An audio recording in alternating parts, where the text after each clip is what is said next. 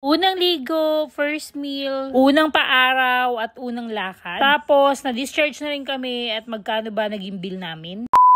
Kinabukasan, ito, nagpa-araw kagad sila daddy. Buti na lang talaga sumikat si Haring Araw dahil paparating yung bagyo neto nung araw na yun. At napaarawan kahit papaano. Sabi nga ang pagiging ate ni Alex. Gusto talaga niya kasali siya sa lahat ng mga ganap. Kaya naman, super proud na proud ako sa kanya. Nakakatuwa lang din dahil pwede dito magstay yung anak nyo. Sabi nga nila, kahit ilan ay pwede basta magkakasya sa room. Siyempre, kung may matutulugan. Napaka-friendly ng mga nurses dito at napakabait lahat. Kaya naman, worth it talaga lahat ng babayaran nyo dito. St. Luke's baka naman, charis. Pagbalik nga nila, ito tinry ko nang tumayo at maglakad kahit papaano. Sobrang sakit mga mare, pero kayang tiisin para makauwi na rin. Ito nga batang to, nagpapasikat agad at kayang-kaya na daw niya ubuhatin ang kanyang ulo. 1 day old pa nga lang ay nagpapasikat na. Ilabas na rin pala namin itong yayamanin naming blanket, pero 100 plus lang ito. At nilagay dito sa kanyang bassinet. 3 ang kulay yung binili ko niyan para may pagpilian.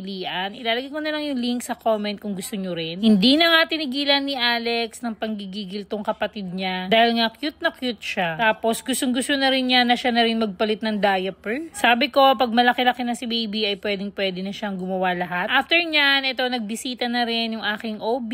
Kinamusta niya yung sugat ko at nilinisan na rin. Grabe yan mga mare, napakabait at napakaalaga niya. Lahat nga nang gagawin din kay baby ay ginawa na, newborn screening, hearing test, blood type na rin, at in-inject na rin siya ng BCG, yung nagpepeklat. Mas pinili ko nga sa puwet ilagay. Tapos may dumating din para may magpaligo sa kanya. Lahat nga yan mga mare ay nangyari sa isang araw lang. Binidyohan ko parang magaya ko pag uwi ng bahay. That time nga ay nakautot na ako, nakapupu at nakawiwi, kaya may go home na kami tomorrow. Ganun lang kabilis mga mare. At hindi na natin kailangan magstay ng matagal. Meron din dumating ditong nurse. At tinuruan ako kung paano mag-latch, kung paano yung tamang position, at i-guide ka talaga nila sa lahat. At tapos nga paliguan ni Alana, ito napaka-fresh at sobrang sarap sa pakiramdam siguro. Kaya nanahimik siya. Nagbigyan ulit namin si Alex na buhatin ng kanyang kapatid dahil nga hindi na naman magtigil. After ng lahat yan, ay bumisita naman ang aming pedya na si Dr. Yodel Bueno. Alam nyo ba, napakaswerte ko sa mga doktor ko. Dahil lahat ay pwedeng i-text, pwedeng i-call. Napakabait lahat at napakaalaga. Kaya naman, hindi ako nagwo-worry dahil alagang-alaga kaming mag-ina. Sa Medical City to, si Dr. Yudel Bueno, at yung OB ko naman, merong Medical City, Asian, at St. Luke's. Kaya naman, kung naghahanap kayo ng mga doctor, nako, i-recommend ko talaga tong mga to. Nuksan na rin pala namin isa-isa yung mga bigay ni St. Luke's at tinignan namin kung ano ba yung mga laman. Napakadami at lahat nga ito ay magagamit talaga. Merong mga essentials, Abino, Pascals, Dove, at maraming pang iba. At yung pinaka nagustuhan ko sa lahat, itong pa-steak nila. Dineliver sa atin ng poging-poging Papa P. Char.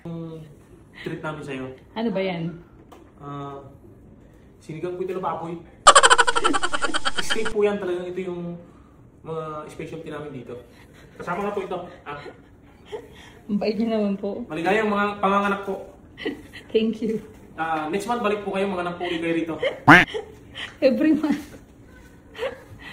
Yan nga, everyone tayo gustong manganak. Napakadami nga na itong mga to, kaya hahati-hatiin na lang namin at kasya na to sa amin lahat. Actually, hindi lang steak, may 3 kayong choices na pwedeng pagpilian. Bago nga kumain ito, nagkaroon naman kami ng bisita. Ito yung mga kawork ko dati sa Medical City, bumisita sila para makita si Baby Alana. Kaya naman maraming salamat mga tita. At after nyan, ito, kumain na rin kaming lahat. First family meal na 4 na kami. Nakakatuwa dahil nakaraos na naman mga mare. Habang kumakain nga kami dyan, ito si Alana, tahimik lang at nakikinig sa amin. Lahat nga nangyayari sa amin ngayon ay hindi pa rin ako makapaniwala dahil lahat ng ito ay pinapangarap ko lang noon. Magkaroon ng second baby. Hindi ko akalain na makakapanganak ako sa isang sikat na hospital. At eto, tulog na lahat. Nandun si Alex, nandito naman si Daddy. At kami ni Alana, ito, nagpapadede. Kahit na masakit ang boobs ko. Inaumagahan mga mare, ito, pauwi na kami. Ayan nga, nakanganga pa nga. Dahil maraming puyat. Nung nalaman nga namin na may discharge order na kami, eto, nagligpit na kami ng mga damit. Isa pa ang nakakatuwa dito mga mare. Sila na lahat mag-aasikaso ng bill, bibigay na lang nila sa iyo yung PhilHealth, pipil-upan nyo. At ibababa nyo yon at tatawagan na lang kayo ng billing kapag pwede na kayo mag-settle. Pinapagaan nga nila yung buhay nyo, kaya naman hindi nyo na kailangan pumunta kahit saang mga department. Sa PhilHealth naman ay matagal na akong tumigil sa paghuhulog dahil under naman ako kay daddy. Fill up na rin pala siya dito ng birth certificate. At eto,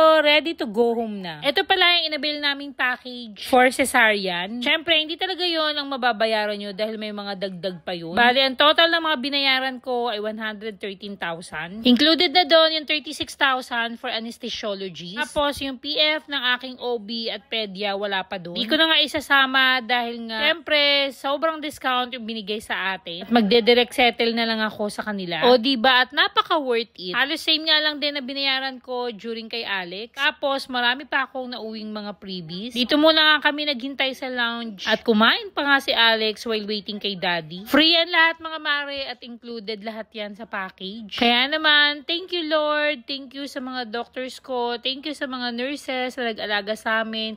Lalo na during my recovery. Si Nurse Angela, St. Luke's, na mabifeel mo talagang importante ka. Pero after 3 days mga mare, susugod talaga tayo sa ER dahil may naramdaman naman ako. Next vlog na lang. Salamat sa pagsama. Bukas ulit.